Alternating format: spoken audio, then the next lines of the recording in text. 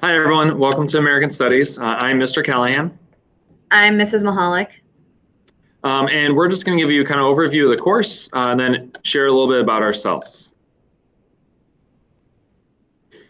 So I've been teaching now for 16 years. I started teaching sixth grade. I taught sixth grade for 2 years at Springwood Middle School. Now I've been at North now for 14 years. I've been to a number of colleges. Apparently, I just really like college. So I started at UIC. I wanted to go into sports medicine, and then eventually I switched over to English and then education, and I ended up graduating from Elmhurst College. I do have two boys at home, a 9-year-old who's in fourth grade named Landon, and then 7-year-old in second grade who is Chase. Then you can see some pictures of us. And then 2 summers ago, we had a third family member, and that's Dublin, who's that big puffball you see on the top right. Cindy Mihalik, this is my 15th year of teaching. All of them have been here at St. Charles North. I even did my student teaching here. I graduated from Northern Illinois University in 2005 with my Bachelor of Arts in History. So I am a certified educator, but history is my passion. I also graduated from NIU in 2015 with my Master's of Science in Literacy Education. So like Mr. Callahan, I am a licensed reading specialist for K through 12. I also am the freshman class advisor and student council advisor outside of the classroom. My husband and I have been married for 6 years, and we have 2 daughters, Penelope and Charlotte, who will be 5 and 2 this October. We have 3 cats and a dog who we also got 2 summers ago. We totally did not plan that to get dogs in the same summer. I enjoy reading. I enjoy spending time with my family, and I am an unapologetic Packers fan. So really looking forward to football season this year. For American Studies, it is a 2-period class, which is a little bit different. So we are periods 3 and 4, which means that we meet every day. And Ms. Mihalik and I actually are there each and every day because we bounce back and forth from history and English. We try to interweave the classes as much as we can. And then for the 2 grade books, though, although we teach together, there are 2 separate grades, one for history and one for English. So it's possible they might have a B in one class, then an A in the other. The assessment category is 95%. That's the semester grade, so that's quizzes, smaller assignments we do in class, tests. Those all just go into that assessment category. And then any homework that we assign is a 5%. It's 5% of the semester grade. And then for interdisciplinary summative assessments is we try to have one big cumulative assessment or summative at the end of a unit. And some of the strands are for history and some are for English, but it's one big assignment where we utilize the skills from both courses and they have to integrate them to create a product or have some kind of performance. For the assessments or the summatives, there's no late penalty. We'll continually to kind of monitor their progress and then let them know like, hey, coming up, here's what you've completed so far. And that's that proactive communication. And we do have office hours Tuesday through Friday, 7:20 to 8:15, that will encourage students to come in and then work on those assignments. And we'll obviously communicate with home as well, because they do have to be submitted to receive credit for the course. So this is a course that does combine U.S. history and English together. So each unit, we will be weaving those ideas, not only the historical content, but looking at the English side and readings, texts that we can incorporate into that, as well as English skills that are important for history as well. So our first unit, we are looking at who are we, looking at the American identity. What does it mean to be an American? Looking at our founding principles. Your students did the I Side With quiz to see where they fell on the political spectrum, just to formulate some conversation and help us get into identifying what are our core values and where do various different parties and politicians stand on those. And on the English, we're looking at persuasive appeals and devices. How do politicians, how do people appeal to their camp or their side in their speeches, not only today, but back when our Constitution was being formed to begin with. In Unit 2, we're looking at what is the American dream, defining the American dream and economic policy, looking at the 1920s, 1930s, and 1950s.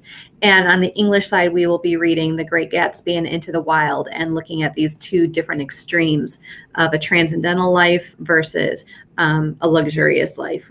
Unit 3 in second semester, Seeking a More Perfect Union from Division to Unity. We will be looking at the civil rights movements of the late 19th and early 20th and throughout the 20th century.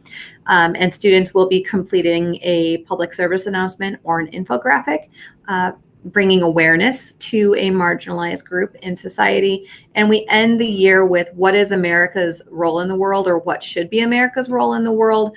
And we look at American foreign policy in the 20th century to today. And on the English side, reading books, historical context-wise, looking at Unbroken, looking at poems, looking at music and protest music, and analyzing the impact that that had on these historical movements as well. All of our class is on Google Classroom. We have one Google Classroom page for both of our classes.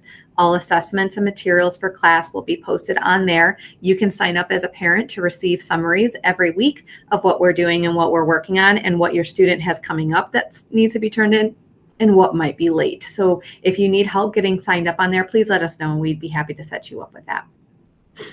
Yeah, another good strategy too is when you go on the classroom, you can ask your child to show you the classroom page, and it'll say submitted lates, missing. And so you can ask them about those if you're just kind of curious or concerned of are they keeping up with their work. That's one way where you can look and just see, like, have you been keeping up with the assignments that are on Classroom?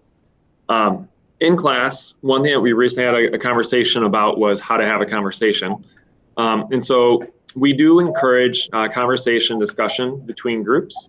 One of our fears is that someone might have an outlying opinion or perspective and they're afraid to share it, whereas those outlying perspectives and opinions are really what we need to hear, so they can kind of enhance and allow our own thinking to kind of grow. So we had this conversation about political discourse norms, and we came up with things that students will do to encourage conversation. And then the students also came up with things they would like for us to do to encourage and promote and foster that conversation as well. And we've been emailing home to try to continue that conversation, because we do think it's important, especially knowing that your children are going to be voting pretty soon, which is a exciting thought.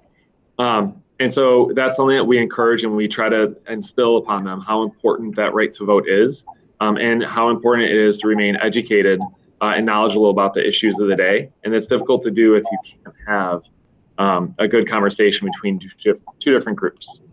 Ms. Mihalik, do you have anything to add about that? No, I just look forward to having these conversations. We've already started to engage in them. Your students have commented that they're engaged in what's going on in class. And I think the fact that we are in an election year allows us to have a lot to talk about in class, but is also even more important for us to really establish how do we have political discourse, so that way all voices can be heard and it can be a productive conversation. So I'm looking forward to that. I know Mr. Callahan is, and your students seem to be as well. Here's our contact information. Mr. Callahan can be reached through email and in his office phone, which are in our independent rooms that we are currently in.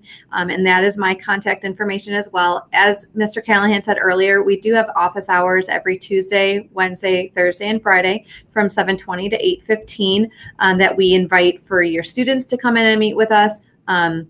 Whether they volunteer because they want some feedback on work, whether we require them to come in for conference time.